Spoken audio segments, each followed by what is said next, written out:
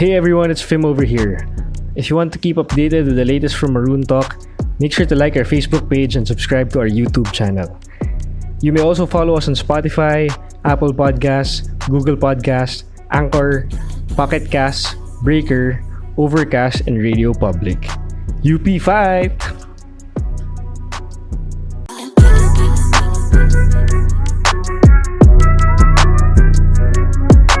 Welcome to Maroon Talk, the only segment dedicated for anything and everything UP Fighting Maroons.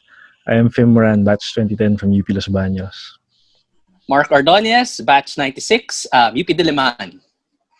I'm Ruskin Ijiran, batch 2015, University of the Philippines, Diliman. Hi, Luis Gamban, batch 19, University of the Philippines, Diliman. Yes! Okay, galing.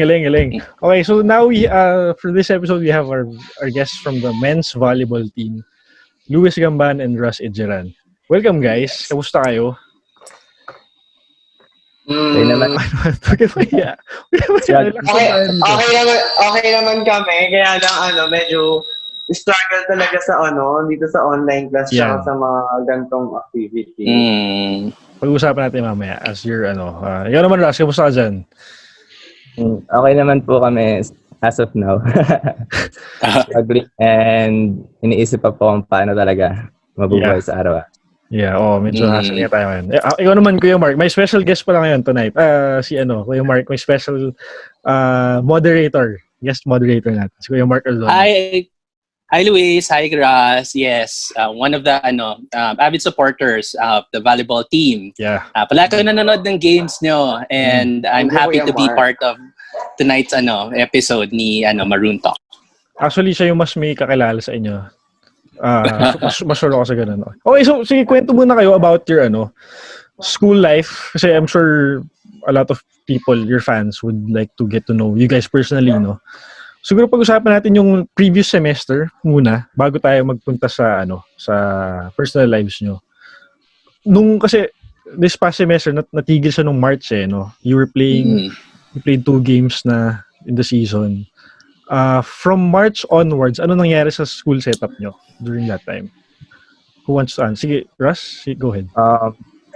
Sa pag-school setup po, sobrang hirap po kasi wala po kasing na-finalize na schedules, announcements po sa buong month.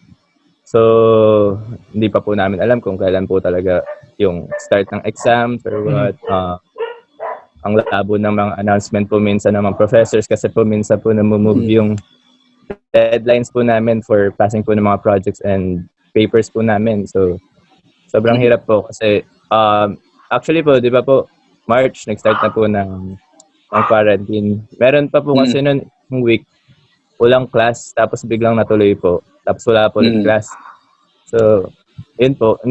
Actually, hindi pa po kasi sanay noon ng mga araw na yun. So, nahihirapan for online cases po. So, actually, nung second sem, parang kakastart nyo pa lang na school ng sem di ba? Kasi nagsimula siya mga, tama ba ako? Late January ata. Mga ganun, di ba? Yeah, January, yeah. Lockdown agad nung mid-March. So, from March onwards, paano yung naging setup nyo nun, Luis? Ganun siya. Kailan natapos yung SEM, kumbaga? May. Pero nung March kasi, wala pang paramdam yung mga prof, wala pang nag-Gmail na siguro mga na siya, April may mga tinatrabaho na kaming mga activity, may mga pinapagawa na nagsisimula na magpasa ng mga activity yung mga prof namin. Then, ayun, tapos nag-a-announce lang sila sa Gmail kung ano pa yung mga dapat gawin, ano pa yung mga dapat habulin, if ever. Then, yung iba naman, may mga prof din naman kami na kinonsider na lang na ipapas na lang, ganon. Yes, so, yun, thankful kami dun sa mga prof na nakaunawa talaga. Kailan kayo pinauwi from the campus? Tapos pinauwi kayo sa mga province nyo? Pinauwi kami ni Coach. May game dapat kami ng March 7 against Lasal. Tama ba? Yes. Manonood kami noon. So, March 6. Gising na kami ng umaga, tapos biglang kinancel. March 7, gising na kami ng umaga. Then sabi ni Coach, mga 4 a.m. cancel yung game. So, ayun. Tapos mga kinabukasan, pinauwi na kami, pinabalik na kami sa mga bahay namin. Baka kasi yun nga, total lockdown. So, ganun pala kaaga. Then and there. Yes. Hindi na kayo agad. Talaga inaksyonan siya agad ni Coach Ral.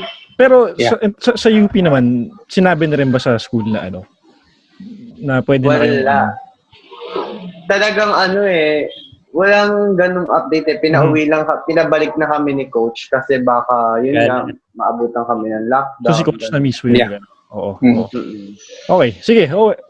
I mean, that's that. And I think medyo may challenges pa rin coming into the coming semester. No? Pero let's talk about that later. Let's talk about your personal lives naman. Paano kayo napasok sa UP men's volleyball team? Nirecruit ba kayo? Nag-tryout ba kayo? Ganyan. Let's start with Russ muna kasi siya yung medyo senior pa. Yan. Sige, Russ, go ahead. Ako po, nag-start po talaga ako. To be honest po talaga, wala po talaga sa lista yung UP po. Oh. Pero po, nagkaroon po ako ng advice na itry ko po. So, yung brother ko po, may kakilala po siya na coach po ng UP. Yung coach po ng UP, tinulungan po ako. Sinamahan po ako sa UP na itry ko daw mag-tryout po. Yun po, si Coach Ronald po yun. Siya po yun na tumulong sa akin. Tapos yun po, tinry ko po mag-tryouts for 1 week po. Nandun po ako lagi. Hanggat sa nagkaroon na po ako ng thinking na bakit gano'n hindi ako makaalis ng UP. Hindi po ako nag-try sa ibang school po na mag-tryout. Parang na-stuck ako sa UP na parang mas gusto ko na dito Dito na lang ako. Oo. Parang yun talaga po yung sinasabi sa akin na mag-UP ka. So si Russ graduated from Perpetual Binyan. Tama, no? Yes. So ilang years ka naglaro doon for the volleyball team? Buong high school mo ba? Halos 3 years po ako naglaro. Pero total 0 po talaga ako nung high school. Third year and fourth year ko po, natututo pa lang po ako mag-volleyball. Hanggat sa fourth year ko po, tinutukan po talaga ako ng coach ko, si Coach Edo Lirio po. Siya po talaga yung nagtutok sa akin. Hanggat sa, nadala ko po sa UP yung mga natutunan ko. Interesting. Sige, kayo Mark, you have a question for Yeah. Russ, were you already around in nag-Final Four yung men's? At least, I think 2 or 3 seasons ago, kasabay ng women's. I think nag-Final Four sila. Were you already part of the team then? Part na po ako ng team, pero po hindi pa ako part ng lineup. Pero Okay. hindi pa rin po ako. Time.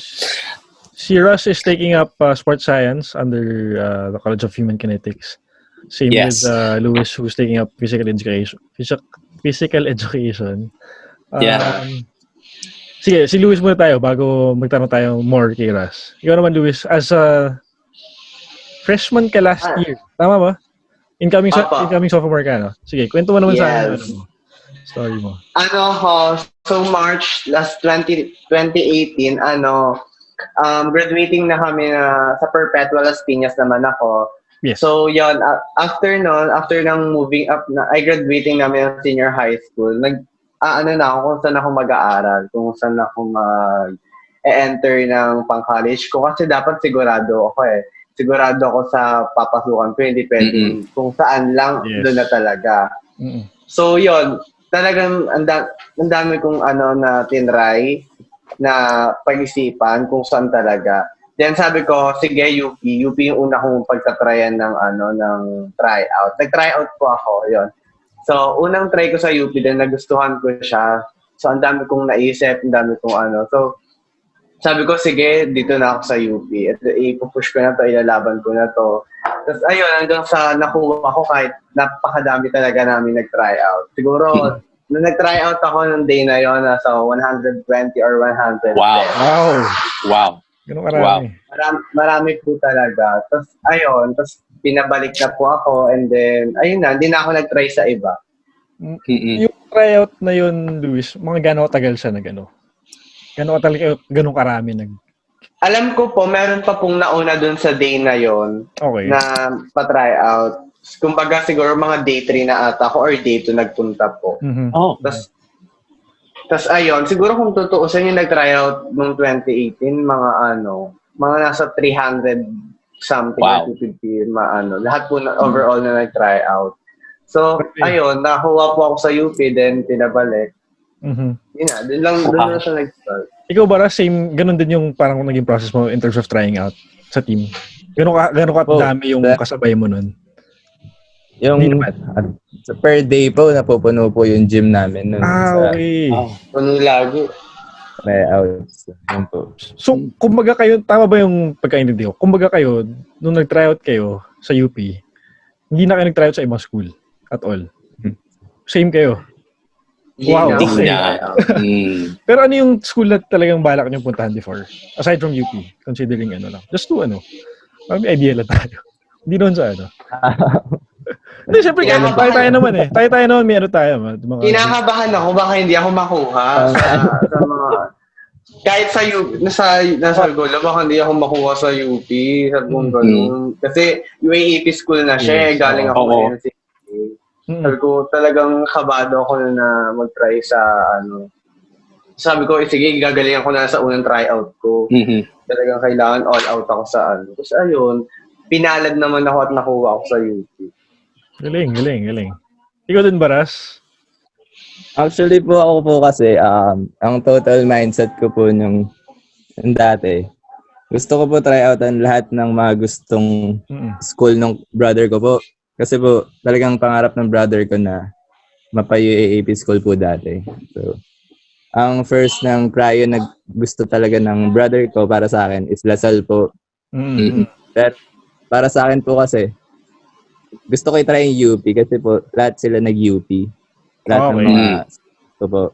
So, tinry ko po, kung makakapasok ako sa UP. Okay. Interesting.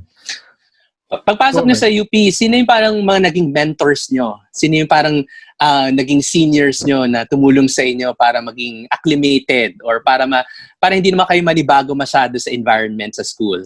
Both sa team tsaka sa school life, ganyan. Meron bang gano'n na parang may parang naging kuya sa inyo, ganyan? Sino yung mga for you guys? Siguro ako, ikaw muna Kuya Raz, sige. Kasi ko naman. Para sa akin, pagdating sa paglalaro, si Kuya Miguel Nasol, Kuya Miguel, and also si Kuya Evan Raimundo po. Sa pagdating sa paglalaro. And sa ACADS po siguro, ang malaking nag-hit po sa akin si Kuya Miguel Nasol po. Siya po talaga.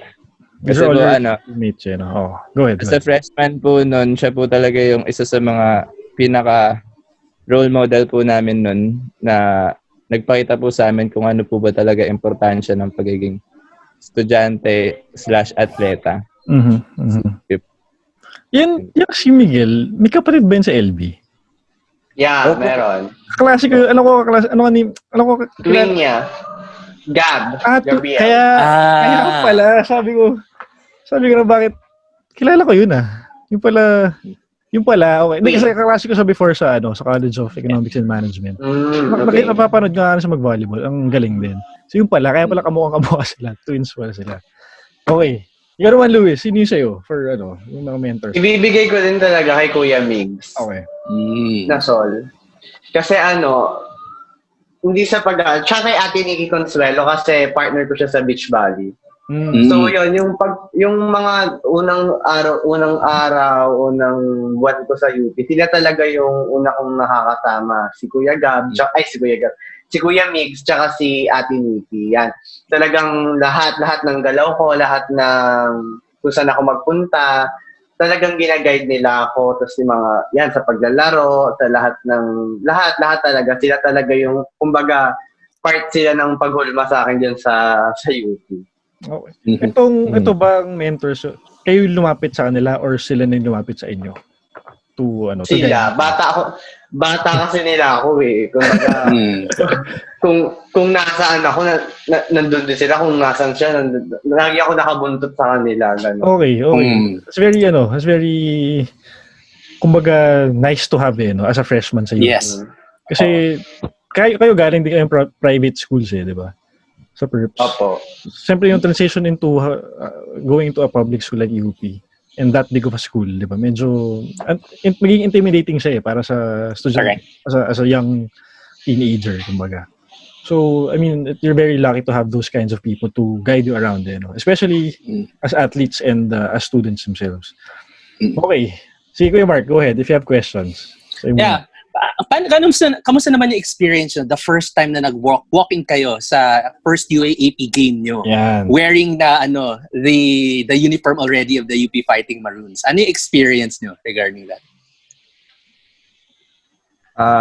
Sa akin po, syempre po, on fire talaga. First time ko makatong... Saan yung first game mo, Ras? First game ko sa San Juan Arena po. Kalaban po namin UE. Pagka patong sa court, sobrang wow.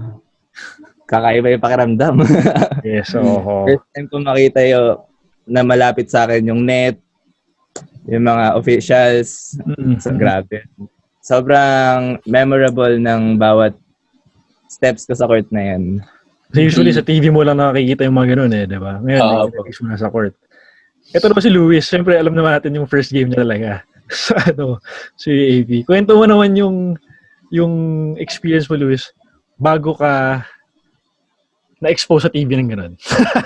Heading into that Ateneo game, ano yung naging experience? Ano yung feeling mo as a rookie? Ano kasi, yung as a rookie po talaga, syempre may background na po ako sa Beach Volley. Napakahalaga ng Beach Volley nung first season ko kasi doon ko unang naano yung mga pagtatambol. Nakaka-pressure siya totally yung mga drums. Yes. Tapos nanonood yung mga teammates mo, marami ng tao. Then, lahat ng school na rin ng UAAP nandun. Yes. So, nakaka-pressure din siya. Tapos, as a rookie pa, tapos ka-partner ko pa si Ate Nikki, graduate. Yes. So, malaking tulong siya na na-build yung self-confidence ko, yung paglalaro ko na preparation papunta ng indoor. So, ang dami kong pinagdaanan months din. Nag-uni games din kami. Beach Volley siya ulit. Tapos, after ng uni games, then prepare na kami sa papuntang indoor. And then, ayun, siguro yung sa indoor namin, nung sa Ateneo, yung first game namin, masasabi kong fully prepared talaga ako. Mentally, nice. sa lahat. Sa paglalaro, talagang masasabi kong prepared ako doon.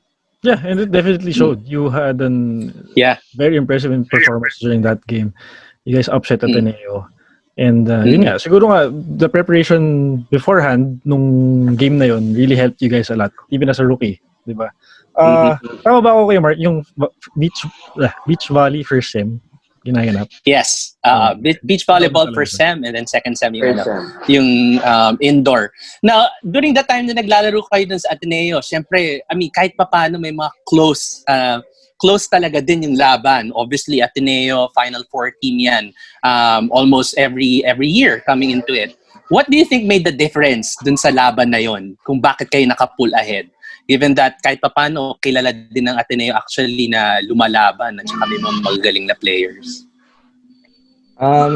Siguro po, ang una po talaga naging similar po sa amin lahat is yung mindset po na binigay ng mga coaches po sa amin. Kapag pinag-aralan po namin kung paano kami magma-mindset na pare-parehas po namin gugustuhin na manalo or gawin yung tama sa game na yun. And also po, preparations din po, preparations po na binigay namin, yun po talaga yung nakatulong po sa amin sa lahat ng mga kaalaman po namin during that game po. Yeah. And credits to Coach Rad for that, Yes. Credits talaga po. Marami nga kayo, di ba? Napapanood din na nagbibiroan kayo. Even nung laban nyo sa UE, kabiroan nyo rin yung mga kalaban na teams natin, no? Alam naman namin, obviously, biroan lang yun sa court. Totoo ba kahit pa paano na very, very close talaga ang men's volleyball community, at least on the collegiate level? Itong mga kalaban din natin, mga kaibigan nyo rin, di ba? Opo.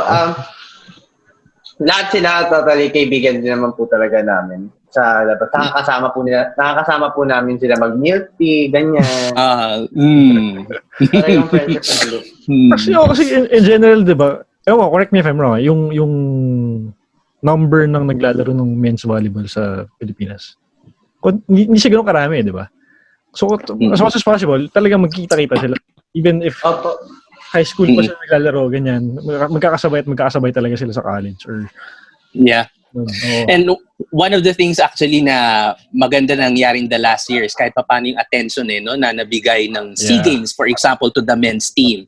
Kaya Ross, kanina na-mention natin na kakilala natin, for example, sino itong setter ng men's team na taga-NU na naglaro para sa national, si Joshua Rectamar, for example. How did it feel for you guys na nakita kahit pa paano nabibigyan ng attention at nabibigyan ng suporta din yung men's team, at least on a national level also? Whereas, Para sa akin po, finally po, bibigyan na po siya ng content. Finally po, bibigyan po siya ng importansya po sa komunidad po natin. And also po, ibinibigay po rin po natin to sa mga datihan pa po nating mga volleyball players na ginusto po talaga nila, pakilala po ang volleyball community po, syempre. And sa mga alumni po namin. Ako may question ako kay Ras. Kasi mas nauna siya, di ba, sa team. Sa inyong dalawa. Paano mo mako-compare yung team nung bago ka pumasok dun sa team ngayon? Nakasama si Luis. Yan. Malayo ba yung narating? Si Coach Rald pa rin ba yung coach mo before? Iba pa. Kasi kwento mo sa amin yung difference kumbaga kahit paano nung isimula ka sa... Nag-face po ako ng iba't ibang styles po ng coaches. Actually po, tatlong beses po kaming napalitan ng coach po. Mm-hmm. So, iba't ibang style po yung natutunan po namin sa kanila po. Siguro po, ang masishare ko pong mga good traits po na natutunan ko po for each coaches po is, yung una po, sa unang coach po namin is discipline. Sa pangalawang coach po namin is eagerness and pag-intindi sa larong volleyball po. And sa third coach po namin is yung kung paano ka po magiging strategic sa lahat ng bagay po. Off and on the court po. Okay. So, I think yun po, para sa akin, yung difference ng mga coaches po na naanap ko po during time po. So, I think po, ang difference lang po as a team sa dati po tsaka sa ngayon is yung sa ngayon po, I think nag-gel po kami sa isang mindset po na ginugusto po talaga naming lahat. As in, lahat po kami na iisa po yung iniisip namin na gustong makuha po. And I think yun po yung talagang nilamang po ng team namin ngayon. Compared to your previous teams, no? Or coaches. Actually, as a coach naman talaga, yun yung tingin ko, yun yung pinakamahirap mong gawin as a coach, no? Kasi you have all these different types of egos in your team. So, it's really hard to, like, if you get makuha mo yung loob nila to head towards one goal. That would speak a lot Kumbaga yung half of the battle is done for me Parang kasi talagang pag makuha mo yung loob ng bawat isa ng team, ng players mo, sobrang laking bagay na noon for that. Okay, si Luis naman, gusto kong tanungin, since rookie ka, siguro kumpara natin to your high school playing, no? And as I was talking to Kuya Mark kanina, Perpetual is known to be a established program din sa juniors volleyball, no? Kumpara mo yung yung naging experience mo from heading from high school going to the UP team. Sa malaki po yung pagkakaiba. Kumbaga, sa high school po kasi, mag-training ka, mag-aral ka, okay na. Yun na yung, basta maglaro, ganun lang yung okay sa Pero sa amin po kasi nung pagpasok ko po ng UP, lahat po ng, kailangan mo pahalagahan yung oras, mahalin mo yung, pahalagahan mo yung oras, kailangan magiging, pangangalagaan mo yung sarili mo, kailangan maging responsible ka sa lahat ng mga gagawin mo. Kumbaga, meron din naman pong ganun nung high school ako, pero yun po kasi natutunan ko ngayong nandito na sa college. Mm. Yun po, natutunan ko po siyang i-handle ng tama yung oras. Kung hindi ko, pag alam ko pong mali po yung decision, wag ko na pong gagawin. Yung mga ganong pag-iisip ko. Kaya po, kumbaga, hindi po ako masyadong nanibago nung kasi yun nga po, puro tama po yung mga ginaguide sa amin nila coach, pati Yes. po ng mga seniors ko.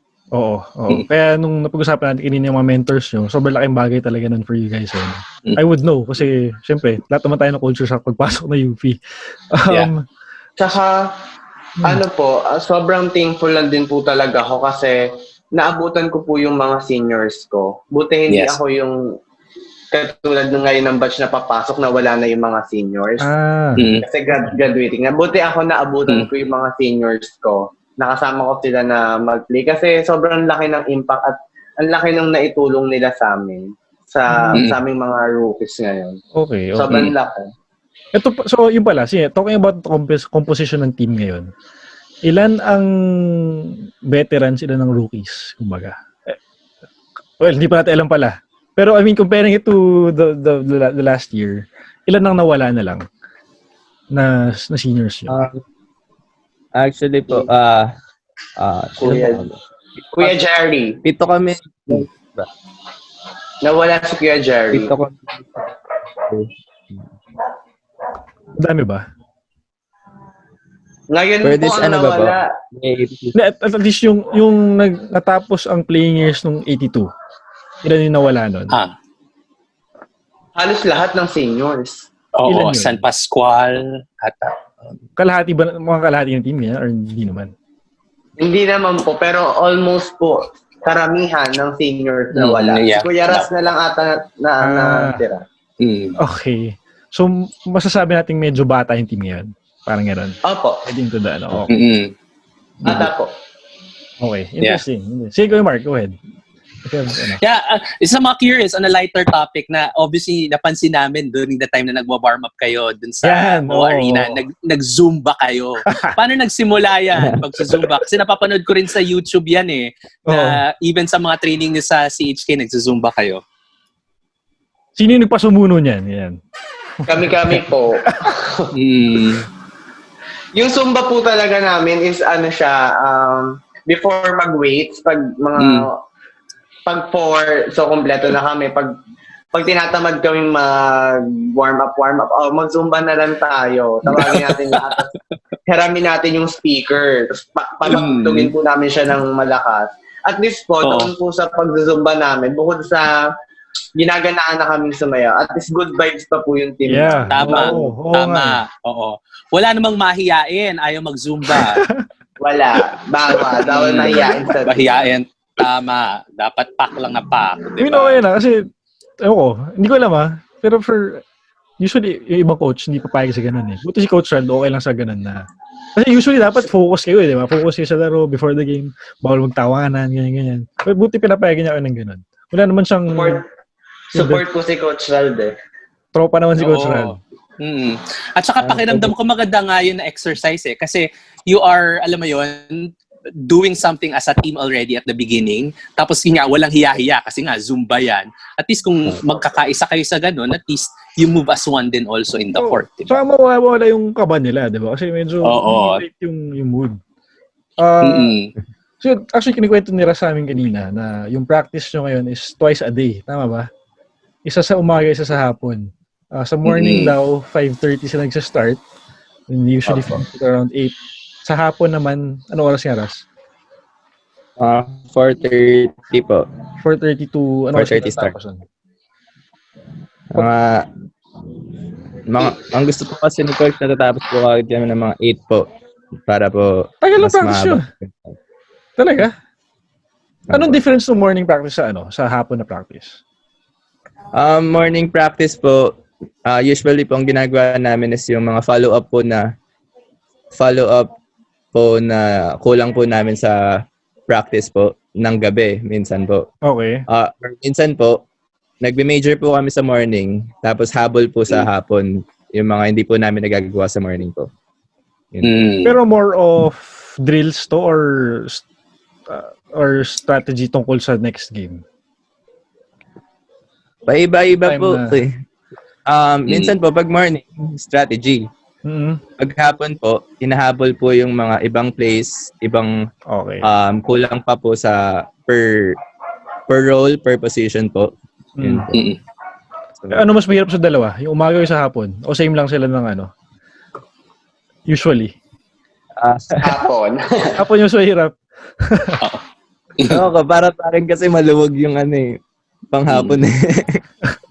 Hindi kasi pag Para sa- hapon kasi, di ba, pagod ka na ng ano na, Oo. ng 5 to 8, tapos papasok ka pa.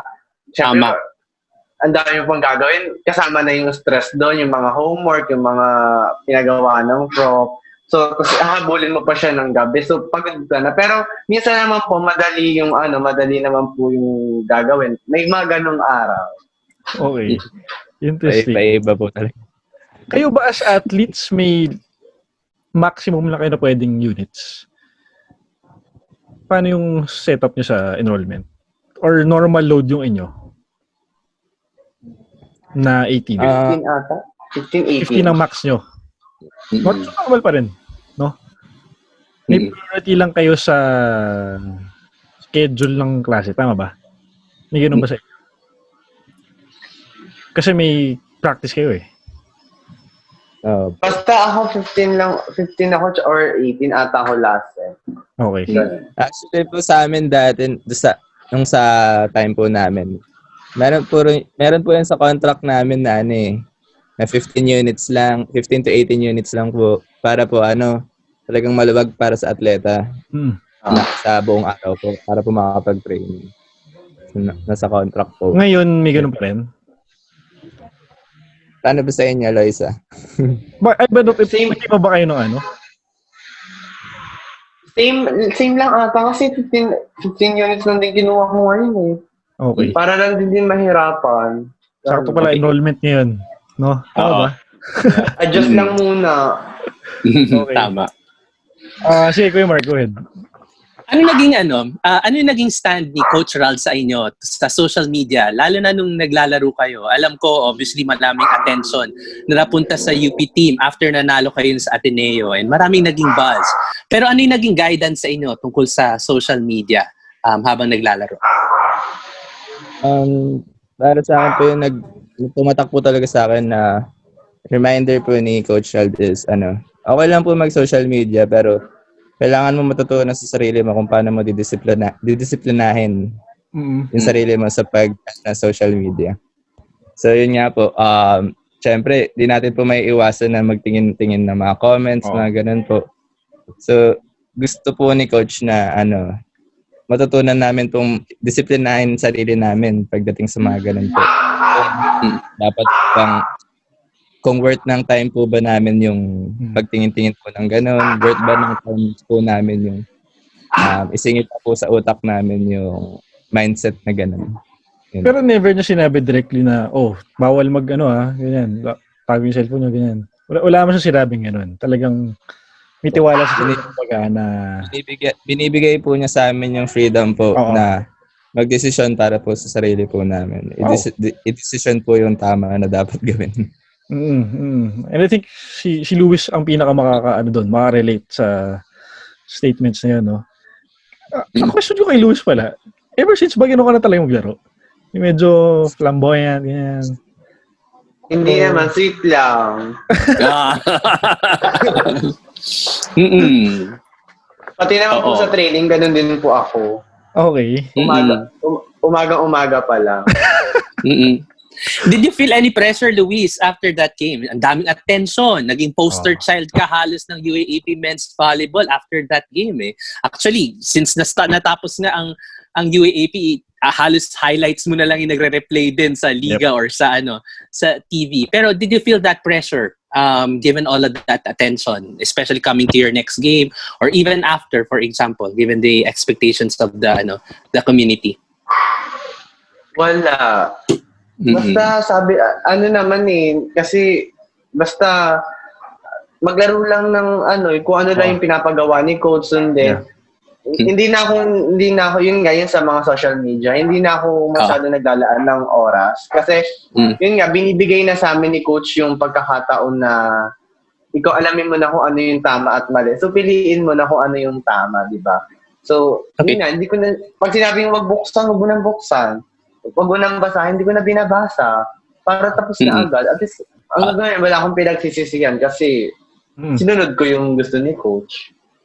Galing. Oh, I mean, kasi comparing it to previous athletes nung unang panahon, wala naman sila ng pressure na social media, di ba? So, yung time nyo ngayon actually, medyo mahirap siya mentally. Kasi ang dami mo kailangan i-block off to focus on your game alone. So, kudos to you guys for having that strong mindset. As of course, to Coach Ral as well for having that trust with you guys, no? To you guys deal with whatever you guys have to deal with on your own. Pero I mean, alam naman niya andyan siya para sa inyo. Yes. Okay. And on behalf of the community, let me just tell na mahal namin kayo and you make us proud. Lalo na I know it's very, very difficult na isuot ang uniform ng UP at i-represent ang UP. Lalo na, for example, na marami tayong supporters and marami ding mga critics. Pero huwag niyo isipin na hindi namin kayo welcome, hindi namin kayo nasusupport dahil mahal namin kayo. Tuwang-tuwa kami habang naglalaro kayo at nire-represent yung UP. Yes. And this is for all athletes. This is for all athletes, not just the men's volleyball team. No? I mean, all teams we support. Yeah. Kaya kung sino man gustong sumala dito sa Maroon Talk, you're always welcome. Mas gusto nga yung mga hindi sikat na sportsman lang para mabigyan sila ng boses, di ba? Just like you guys. Pero si Lou, sikat na yan eh. Walang ganun, Mark. Okay, sige kayo, Mark. I have more questions for them. Oh, yes. Actually, mamaya meron akong rapid fire. Yung mga hindi naman masyadong seryosong tanong kung handa na kayo dyan. Pero kay Russ muna. Russ, kunyari sila Kuya Wendell natin, nag-pro din sila after graduate. Tayo din ba may plano din tayo na pumasok sa semi-pro leagues sa volleyball? Yes po. Talaga pong yun po yung first option ko po. First plan ko po sa after graduate. Makapasok po talaga sa pro leagues. Paghihirapan ko po talaga yan actually para makapasok. Kasi dream ko po yun. And also, dream din po ng brother ko. So, pag natupad po yun, win-win situation po. Sino yung mga idols natin? Brother ko po. Sino yung mga idols natin, Russ, sa locally or internationally na volleyball players? Para po sa middle blocker, syempre po, ang idol ko po dyan is si Peter Torres po. Peter Torres, yeah. Torres. Pagdating po sa attack. And sa blockings po, for middle blockers, si Kuya Evan Raimundo po. Idol po yan. Block po. And internationally po, sino ba? Actually, ang dami ko pong idol sa international. Isa na si Mazersky. Kaso, wala po yung height sa akin eh. Yun po. To those who know, si Russ plays middle blocker. Si Lewis naman plays wing. Okay. Wing spiker. Open, yeah. Ikaw naman, Lewis, sino mga idol mo? So, women's po talaga ako maraming idol. Go lang. Wala na problema doon, no? Sa po talaga is Ara Galang ng DLS. Yeah. Si Ara Galang. Iniidolo ko, bagets pa lang ako. Kasi season 75 pa lang ata. Season 7. Siya na po talaga yung iniidolo ko. Sa lalaki, si Kuya Mark. Espejo. Yeah, Kuya Mark Espejo po. Yes. Paano bang setup to para mag-pro league? I mean, try out din ba? I mean, habang nasa UAP ka, bawal ka maglaro sa semi-pro. May ganun bang requirement or Hindi ko po alam yung kalakaran sa mga ganito. I think usually yata iniimbitahan sila para mag-try out. And then, meron silang final roster yata. Pero typically, ang kinukuha talaga din nila yung mga relatively senior na at saka yung mga almost graduating na. I think special case yan sila Mark Espejo or yan yung kanilang setter right now because they're looking yata for a tall setter to actually help in blocking too. Okay. Ano pa ba yung mga tanong ko dito? Kamusta naman ang Here you training nyo? Kamusta naman ang training nyo ngayon na naka-lockdown? Nakita ko nagbubuhat-buhat kayo ng kung ano-ano. Mga drums siguro ng tubig dyan. Paano yung nagiging paano? routine nyo sa training nyo during lockdown? Sa ano po talaga, isip po talaga kung anong pwedeng gamitin gamit. Ultimo po, ako, para pong nagamit ko po yung buong bahay ko sa pagbubuhat. Lalo na po yung yung mga pull up po, nagamit ko po yung bubong namin. Yung mga ganun bagay po. Tapos yung pang bench press po, balde-balde. Yung bagay. Ikaw, Luis, Basta lang po, parang... para makapag-training lang. Siguro nung April, May, yun talaga medyo challenging talaga siya kasi talagang total lockdown talaga siya. So, yun din, katulad nun, nabuhat ko yung pinto ng CR namin, LPG, gano'n. Gano'n talaga No? yung mga, gano'n yung na. Pero ngayon kasi, medyo maluwag na kahit papaano. May mga ibang pwede na mag-gym. Yung iba, bukas na eh. So, okay naman na ngayon. So talagang self-training. Wala pala kayo ng team training talaga na as a whole. Meron po kaming team training. Bukas meron kami. Meron. Opo. Pero Virtual may po, iniwan ganyan. po sa amin, virtual. Pero may iniiwan po sa amin, simula after simula nung March hanggang ngayon, may workout po na binibigay sa amin. Okay. Na ayun po yung gagawin namin. Pero yung team training nyo, gano'ng kadalas siya sa ngayon? Ngayon po every week. Every Friday po. Once a week. Okay. May paano? Sige. Pero pa ako isang tanong. Ito, final question ko na to tungkol sa volleyball actually. May mga bulong-bulungan na kung exciting daw yung naging season this year, baka mas exciting daw yung next year. Pero Yes. without naming names, lalaban ba ang UP next year? At may gwapo ba? Yun talaga yung no? Yun talaga yung tanong dun eh. Oo. Sino yung susumagot? Lalaban ba tayo? May pak na pak ba tayo next year? Ay, siguro yung lalaban. Sure, yeah. Oo. Yung buo na sila di ba? Yun nga, yung Oo. mindset na sinandyan ni Coach Rad, I mean, that says a lot for that team. So, it's very exciting to wait for that, yung paano nila ilalabas yun sa court. Actually, itong season pa lang na itong 82, okay na rin eh. I mean, nakikita na nga natin yung potential nila eh. Sayang lang talaga na hindi siya natuloy. Yes. We saw that, Oo. Sayang po talaga itong season 82. May chance tayo. May malaking chance actually. Malaking po yung Final Four. laban. Totoo. yan, tatago lang muna natin yung talents natin sa ngayon para pagbalik natin ng UAAP. Yung tayo sa Oo. Pwede naman natin imbitahin muli sila Oo naman. sila Luis at si Russ. Pwede natin sama si Coach Ral, di ba? Yes, Para actually. sa susunod na interviews natin. Actually, meron silang, pasok muna natin yung siguro, yung fundraising na activity. Yeah, nila. go. Oo. Yes. Sige, sino gusto magano sa inyo? Luis or Russ? Yeras, ikaw na. So yun po, meron po kaming nire-raise na fundraising event po for our team po, for equipments para po sa online learning po namin ngayon. So,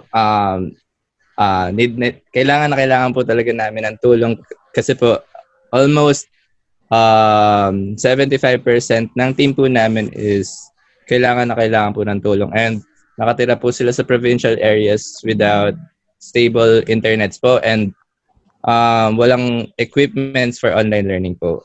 Kaya po, nag-raise po kami ng fundraising event ngayon, ipon-ipon po for funds para po ma-provide yung equipments na needed po ng bawat players po ng team po namin. Siyempre po, ang priority po namin for now is mabigyan po yung 75% po ng team po namin ng equipments po sila. For more details, nasa Facebook ng UPMBT yan, nasa Twitter, nasa Maroon Talk page din na Facebook. Also want to donate, ando lahat ng details sa kailangan nyo. So guys, please help them out. Yes. So as far as it's coming to a good cause naman. Yeah, and part at least ng hinihingi ng team or ina-ask natin sa mga bukas sa loob is kung meron tayong mga spare laptops or tablets, for example, na available, or cash donations, we can go ahead and provide the team that. And if we have inquiries on how else they can help, you can go ahead and reach out to the team. We can search for their Facebook page, which is UP Men's Volleyball Team, or their Twitter handle, which is in UP Men's Volleyball Team din.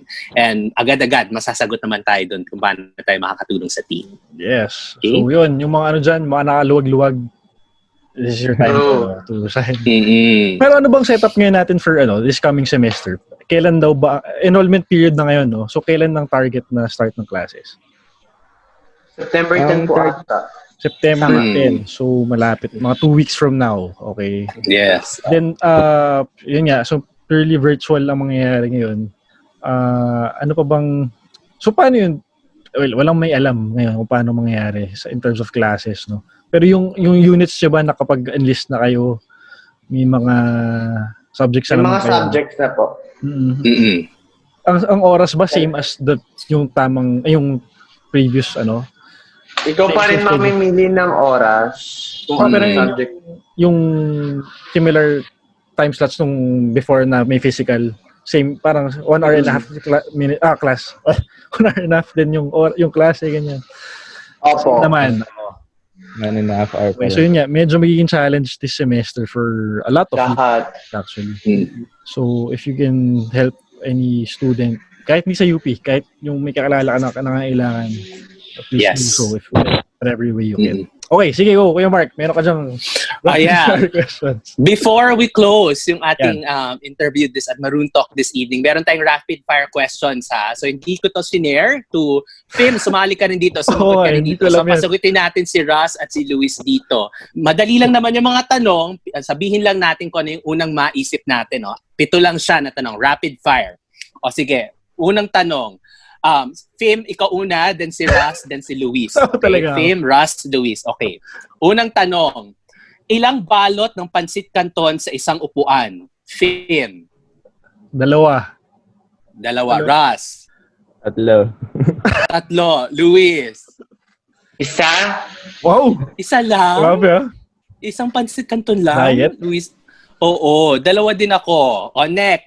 Fim, number sa... maraming preservatives.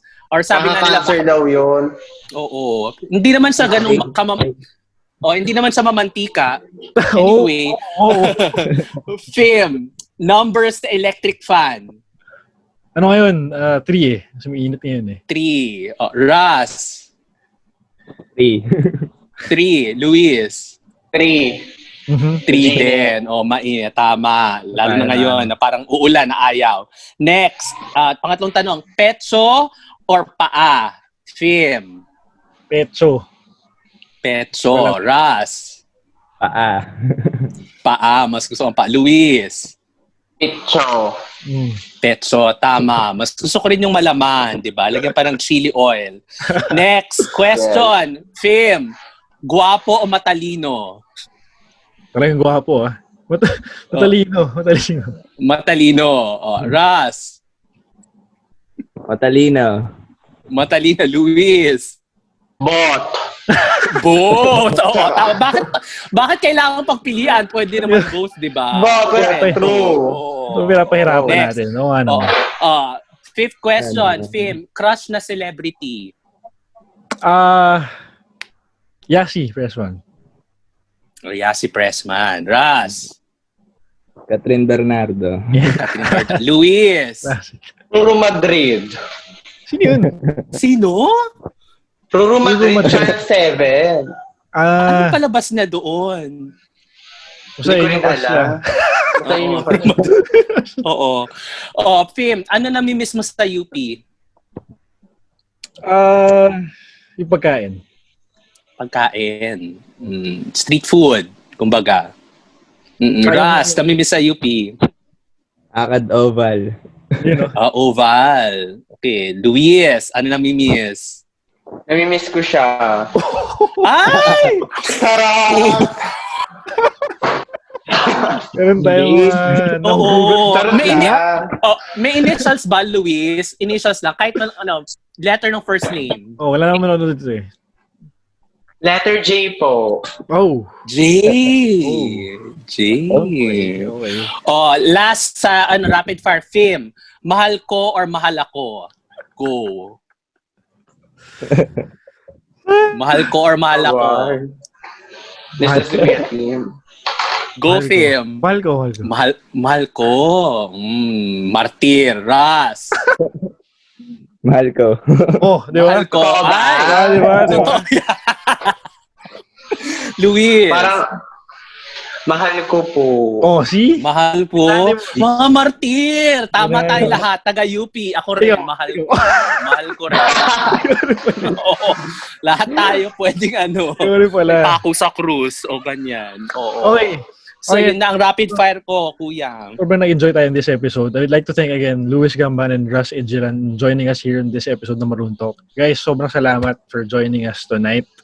Pero bago kayo umalis, message muna for your fans, for your co-students sa UP. Anong gusto nyo sabihin sa UP community ngayon? Since lahat tayo medyo struggling, alam mo yun, lahat naman tayo naghihirap everyday. Pero I'm sure getting a message from you guys would help everyone kahit pa paano. Sige, sino gusto mo na? Pieras. Yan. Gusto ko lang po magsabi yan. Thank you, valuable community. Thank you, UP community po sa lahat po ng tulong na naibigay niyo po sa amin. Financially and mentally po. Thank you po sa lahat. And also po sa mga coaches po namin na lagi po kaming pinapaalalahanan po sa lahat ng mga bagay po na dapat po namin gawin at paghandaan para po sa future po namin. Kasi po, yun nga po, ang ini-instill niyo po sa utak po namin is kami rin naman po ang magpapatakbo ng future namin. Kami rin po ang mabubuhay para sa future namin. Nandiyan lang po kayo to guide us all. And thank you rin po sa mga pamilya po namin at sa mga tao po na naniniwala po sa UP team po. Maraming salamat po. Alright, very well said, Russ. Luis, go ahead. Gusto ko talaga lagi ako nagpapasalamat kasi kila coach kasi siguro kung wala namang mga interview ganito kung hindi dahil sa kanila talagang grabe yung laki ng utang na loob ko sa mga coach ko. Lalo na kay Coach Ralph, sobrang blessing na naging part ako ng UP MVP. So, ayun, thank you rin sa mga teammates ko, sa mga laging nangangamusta. And yon, kahit na medyo mahirap yung pinagdadaanan ngayon, nakaka-survive yung team. And thank you dun sa mga sumusuporta, lalo na sa UP community. Kasi hindi nila pinapabayaan yung bawat atleta. Ngayon natin nakikita yung tulungan sa kung paano magmahalan talaga ang totoong UP, yung iska at iska. So yun, sobrang nagpapasalamat po ako. Nagpapasalamat po yung UP MVP sa lahat po ng tumutulong sa mga atleta, lalo na po sa team namin ngayon. So, super blessed. I mean, on behalf of the alumni community, the UP community, we'll always be here to support you guys. So, huwag kayo mag-alala tungkol Thank you po. Kuya Mark, I'd like to hear a few words from you for joining me tonight. Yep. Go ahead. Yes. Thank Final you, thoughts. Russ. Thank you, Luis. And thank you to the UP men's volleyball team for continuously inspiring us. Nagpapasaya kayo ng community. And we're always going to be here to support you guys in your athlete life and your student life. So makakaasa kayo sa amin. Salamat ng marami. Thank you so much po. All right. On behalf of the team from Maroon Talk, I'd like to thank you guys again for joining. Of course, thanks to Coach Gerald as well for raising you guys as his own and teaching you guys the right mindset in approaching life and in volleyball as well. So hopefully ma-guest natin si Coach Gerald din dito soon para may kasama naman kayo. Ganyan. Okay. Again, maraming salamat, Luis, Russ, Kuya Mark. Thank you for joining us tonight. Thank you po. This has been Maroon Talk. Maraming po salamat sa inyo. UP Fight. UP fight! Bye guys. Thank you.